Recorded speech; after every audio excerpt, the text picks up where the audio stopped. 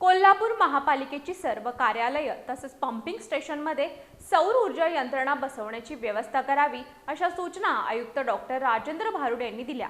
या यंत्रणेमुळे वीज बिलामध्ये कपात होऊन महापालिकेच्या खर्चात कपात होईल असं त्यांनी स्पष्ट केलं। कोल्हापूर महापालिकेची सर्व कार्यालये तसंच पंपिंग स्टेशनमध्ये सौर ऊर्जा म्हणजेच सोलर यंत्रणा बसवण्याची व्यवस्था करावी, जेणेकरून विद्युत बिलामध्ये कपात होऊन महापालिकेचा मोठा खर्च वाचेल अशा सूचना आयुक्त डॉक्टर राजेंद्र भारुड यांनी दिल्या।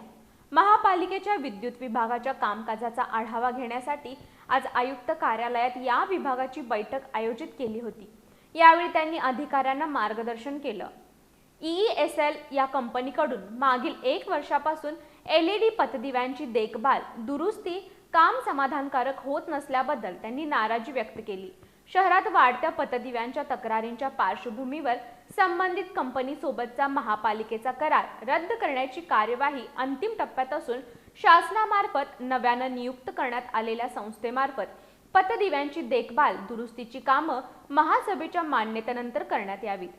संबंधित संस्थेने नियुक्तीपूर्वी आवश्यक यंत्रणा सज्ज ठेवावी, बंद पडलेले दिवे तातडीने सुरू करण्यासाठी साहित्याचा पुरेसा साठा उपलब्ध ठेवावा आणि वर्क ऑर्डर मिळताच शहरातील सर्व दिवे पूर्ववत सुरू करण्याचे निर्देशही आयुक्तांनी दिले।